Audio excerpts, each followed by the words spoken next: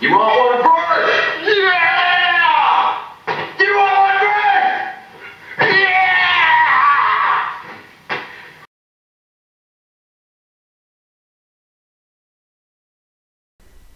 And another week starts on a Friday. And I know that's the wrong day to be starting on, but, you know, I gotta catch a plane, people.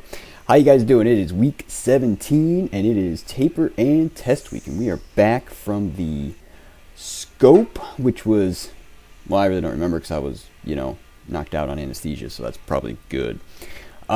This Friday workout, day after the scope, I really thought I was coming down with the flu because I don't think I've actually had the flu in my life before, but late Thursday night and then even worse Friday morning, everything hurt. It was just achy all over my body.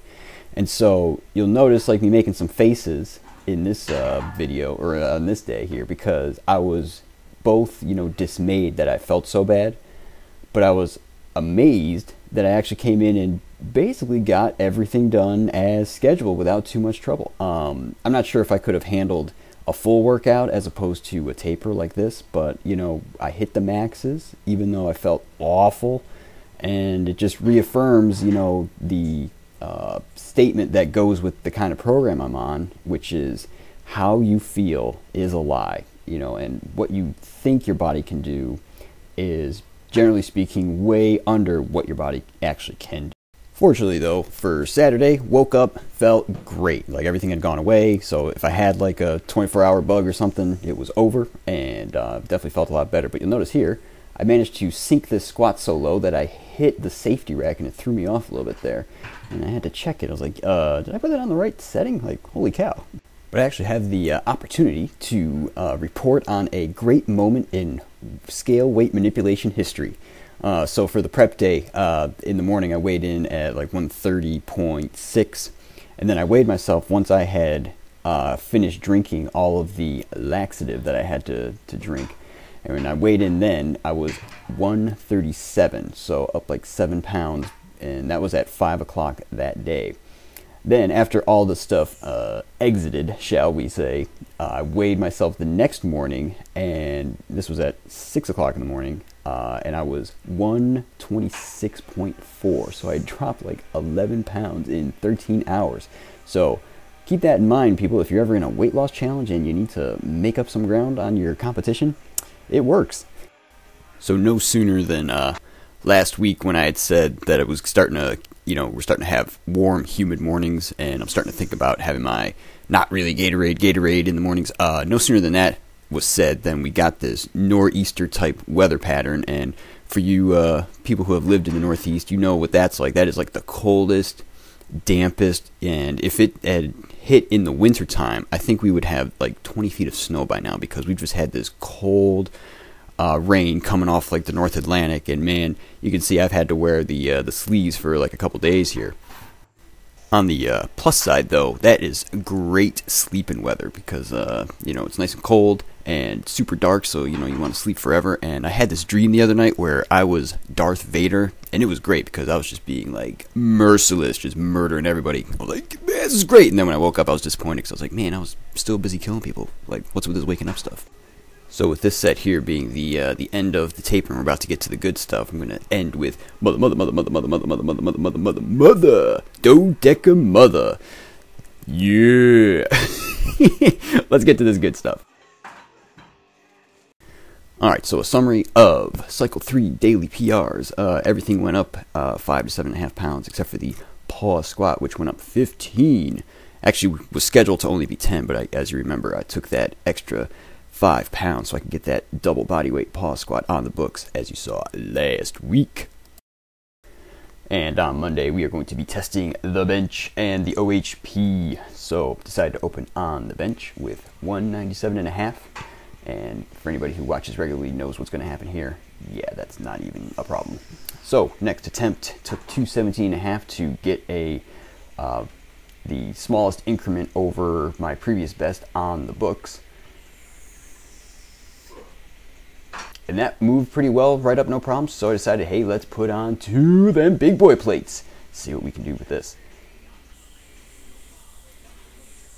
Apparently, wasn't there that day. And that's really annoying.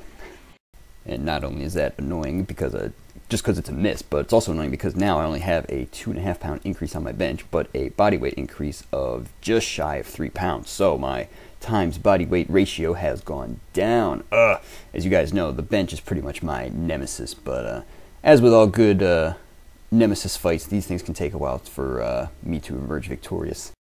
It's good to have a short memory though, because it's on to the OHP test. I decided to open with 127.5, right up, no problem. Decided to then go for, like usual on my second attempt, to get a very tiny increase over my previous best. You'll notice that wasn't the smoothest rep, but we got it, and decided to add another 5 pounds for 142.5 on attempt number 3.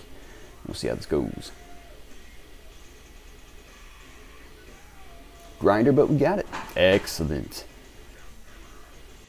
And we got good news here, because we can see that at a times body weight percentage of 1.09, that is new territory for me in terms of the overhead press strength to weight ratio. Awesome. And on to Tuesday, where we're going to test the squat and the deadlift. And even though it's technically Tuesday, it's actually hump day! I like seeing the Apex Predators because it seems to make me do really well and lift a lot of weight. So anyway, we opened here with 287.5, and compared to my daily maxes, yeah, that's like nothing. So decided, as usual, with the second attempt to get the minimum possible increment over my previous best. So 317.5 is on the bar. And I thought this went up fairly smooth, so I was like, okay, let's go for the best case scenario that I had in mind prior to this, which was 325. We're going to remove the puny 1 1/4 plate and add a 5 and a 2.5, and I'll leave you with the raw video.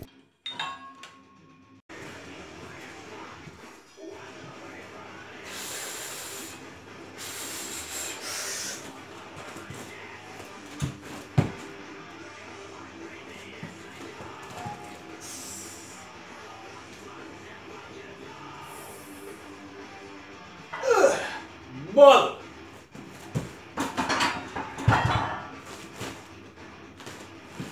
Yeah, and so because of that 0.2, I can't officially claim a 2.5 times bodyweight squat. Although when I weighed in after this workout, I did weigh in at 130.0. So in my mind, I'm like, yeah, I got that. That's awesome. But like I said, I can't put it officially in the video. And we are on to the deadlift testing, opening up with 315. And as you'll notice, the old double overhand grip wasn't happening this day, so we went with the classic mixed grip, so 315, no problem. And as you guys may remember, we finished the last testing with all the big plates on the bar, so we're going to put all the big plates on, and we're going to add the little puny plate so we can get that new record on the board. And so 347.5 is on the bar, and we're about to lift this piece. Yeah. Oh, to the yeah. And so since that went pretty well, I went for the best case scenario number that I had in my head previous, which was 360 on the bar. It's almost like a full circle, if you will. So for the final battle here, what was going through my head was simply squeeze that bar and don't let go. Because really that's the issue, is the grip, right? It's not really the legs and back. But it went pretty well, I'll take it. Nice.